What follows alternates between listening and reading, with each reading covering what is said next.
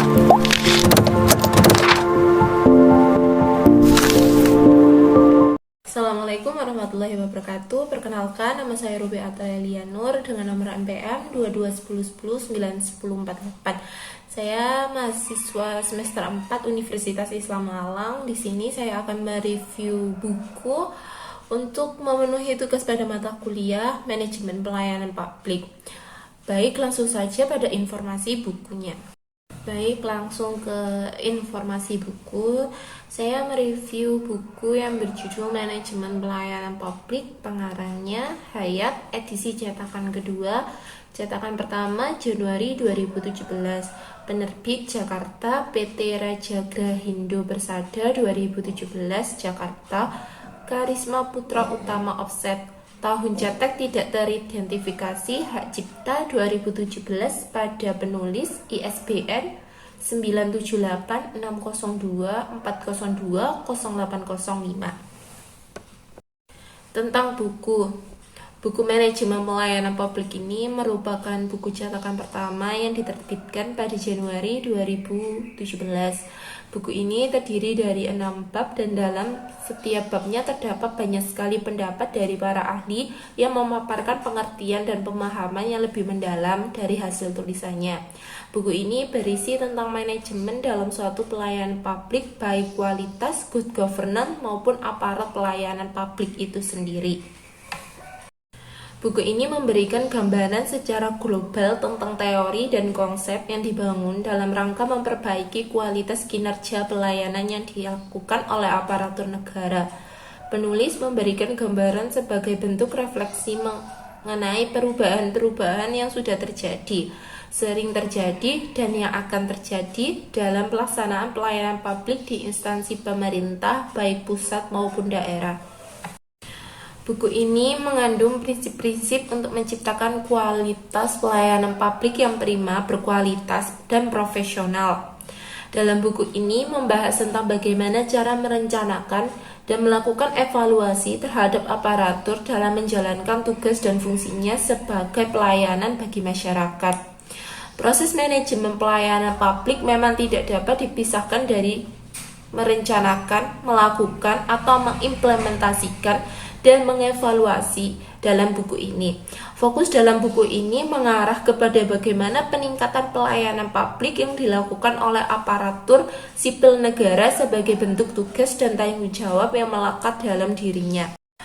Buku ini juga merupakan preferensi yang baik untuk dijadikan sebagai rujukan bagi pemerintah dalam melakukan proses manajemen pelayanan publik pada instansinya, menjadi rekomendasi untuk dipelajari dan ditetapkan dalam kehidupan birokrasi Indonesia, menjadi bahan pengayaan dalam menjalankan reformasi birokrasi, peningkatan kualitas kinerja aparatur, melakukan penilaian terhadap kinerja aparatur sipil negara, dan mengakomodir prinsip-prinsip good governance secara komprehensif. Pelayanan publik merupakan pelayanan dasar pemerintahan. Penyelenggaraan pemerintah dikatakan baik jika pelayanan publik dilakukan dengan memprioritaskan kepentingan masyarakat. UU Nomor 25 Tahun 2009 tentang pelayanan publik mendefinisikan pelayanan publik itu sendiri sebagai kegiatan dalam rangka pemenuhan kebutuhan pelayanan sesuai dengan peraturan perundang-undangan bagi setiap warga negara dan penduduk atas barang, jasa, atau pelayanan administratif yang disediakan oleh pelayanan publik. Buku ini membahas tentang konsep, fungsi, dan tujuan pelayanan publik, kinerja pelayanan publik, sumber daya aparatur pelayanan publik, reformasi birokrasi, pelayanan publik, dan good governance. Pembahasan dalam buku ini sangat runtun sehingga memudahkan para pembaca dalam memahami buku tersebut. Judul buku juga bagus dan menarik. Buku ini dapat membantu pembaca dalam memberikan pelayanan yang berkualitas untuk masyarakat. Pelayanan publik merupakan bentuk konkret pemerintah dalam melayani masyarakat. Kebutuhan masyarakat terhadap pemerintah bersifat administratif, baik pemenuhan terhadap barang atau jasa. Pemerintah sebagai penyediaan pelayanan tentunya harus melakukan pelayanan publik secara optimal untuk menghasilkan pelayanan publik yang dibutuhkan oleh masyarakat. Buku ini juga membahas tentang sifat dan bentuk kinerja pelayanan publik secara prinsip. Fungsi pelayanan publik adalah memberikan kepastian hukum dalam hubungan antar manusia dan penyelenggara dalam pelayanan publik. Masyarakat mempunyai hak untuk menerima pelayanan secara baik dan berkualitas dengan pelayanan yang cepat, mudah, murah, tepat waktu, dan baik. Dalam melakukan manajemen pelayanan publik harus diikuti dengan instrumen pencapaian, yaitu reformasi birokrasi sebagai alat untuk melakukan berbagai perbaikan dan pembenahan dalam berbagai sektor pelayanan publik. Namun demikian, pelayanan publik yang baik harus didukung oleh tingkat partisipasi yang baik juga. Masyarakat sebagai penerima pelayanan juga harus bersifat aktif dan partisipatif dalam penerimaan pelayanan, mendukung program-program pelayanan.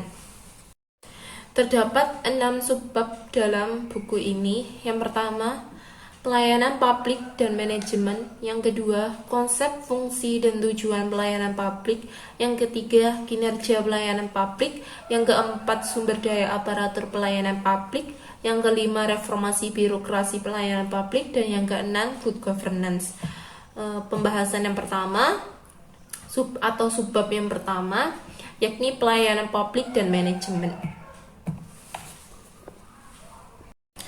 Dalam bab ini menjelaskan tentang pengertian dasar pelayanan publik dan penyelenggara pemerintah. Selain itu, pelayanan publik juga merupakan indikator penting dalam penilaian kinerja pemerintah, baik di tingkat pusat maupun di daerah. Terdapat korelasi dan kohesi yang saling berkaitan antara penyelenggara pemerintah dengan pelayanan yang diberikan. Setiap lembaga publik pasti akan bersentuhan dengan yang namanya aspek pelayanan yang berhubungan langsung dengan masyarakat.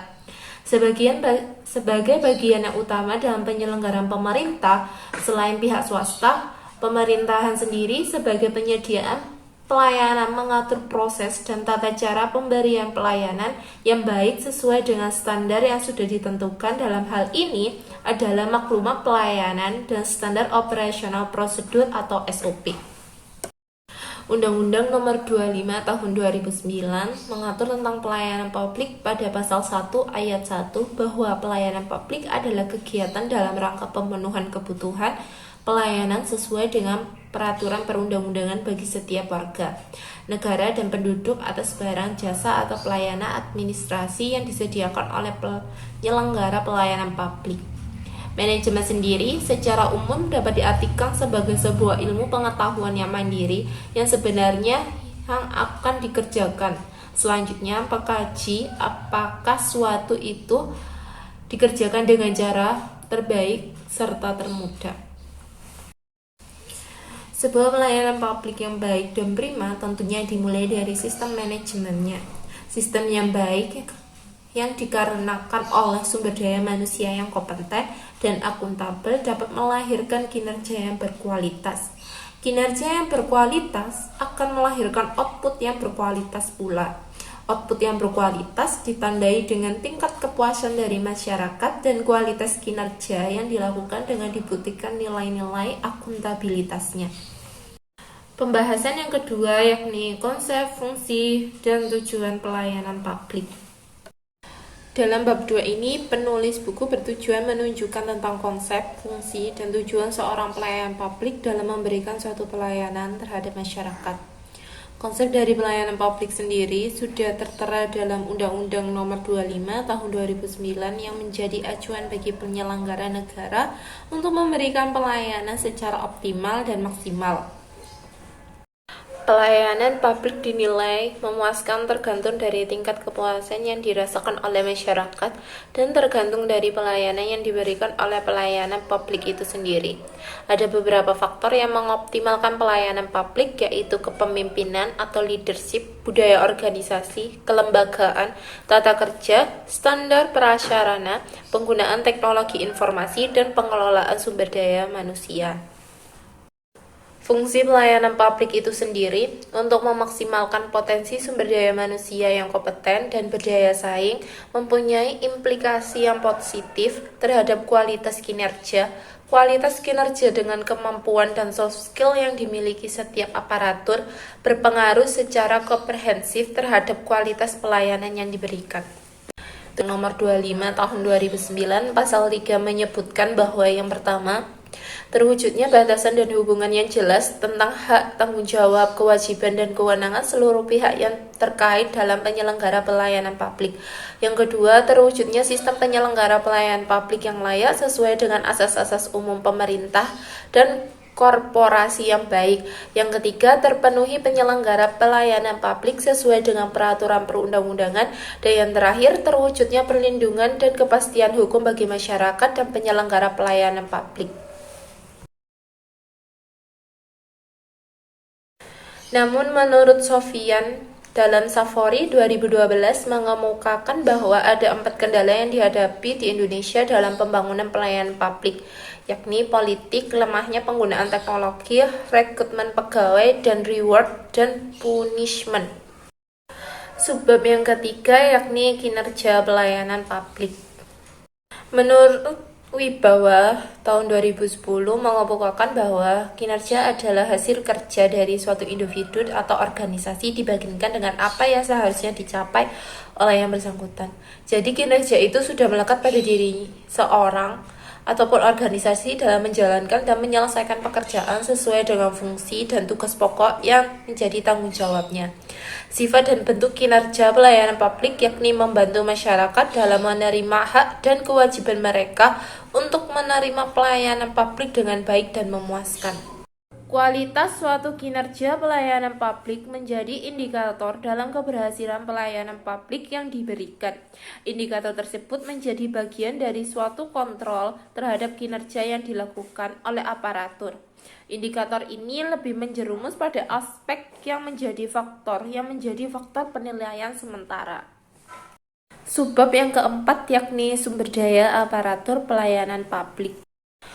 Dalam bab ini menjelaskan bahwa sumber daya aparatur pelayanan publik merupakan salah satu aspek utama yang penting bagi terciptanya suatu pelayanan publik yang ideal. Sumber daya aparatur ini merupakan tumpukan utama suatu organisasi terhadap suatu produktivitas atau output yang diharapkan bersama. Rekrutmen dan promosi sumber daya aparatur juga memiliki peran yang sangat strategis dalam pelayanan publik. Selain itu, dalam perekrutan suatu aparatur juga harus ada kompetensi tolak ukur apakah layak menjadi seorang aparatur yang mampu melayani masyarakat sepenuh hati. Selain itu, harus profesional juga dalam menjalankan tugas yang ditetapkan. Subbab yang kelima yakni reformasi birokrasi pelayanan publik. Bab ini menjelaskan perubahan atau perbaikan yang dilakukan agar pelayanan masyarakat semakin meningkat dan semakin baik, agar masyarakat bisa mendapatkan pelayanan yang memuaskan.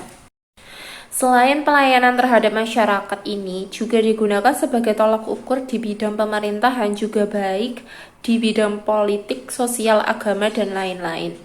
Sehingga dalam konsep reformasi birokrasi merupakan suatu upaya untuk memperbaiki agar kepercayaan masyarakat semakin meningkat dalam sektor pelayanan publik yang diberikan. Dalam suatu reformasi birokrasi terdapat yang namanya suatu kebijakan di mana kebijakan tersebut. Subbab yang terakhir yakni good governance.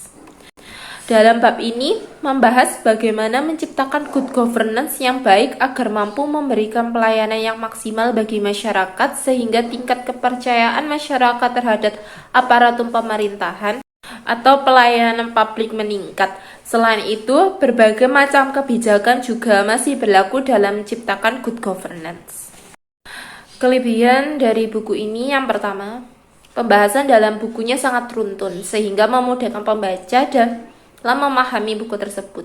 Yang kedua, judul buku juga bagus dan menarik. Yang ketiga, buku ini berisi tentang manajemen dalam suatu pelayanan publik, baik kualitasnya, good governance-nya, maupun aparat pelayanan publik itu sendiri.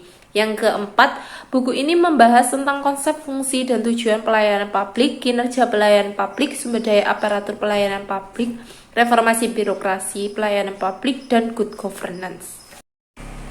Adapun kekurangan dari buku ini, yang pertama terhadap beberapa subbab-subbab pembahasan kurang detail dan sulit dipahami. Yang kedua, terdapat pengulangan sedikit materi pada subbab 1 dengan yang subbab lainnya.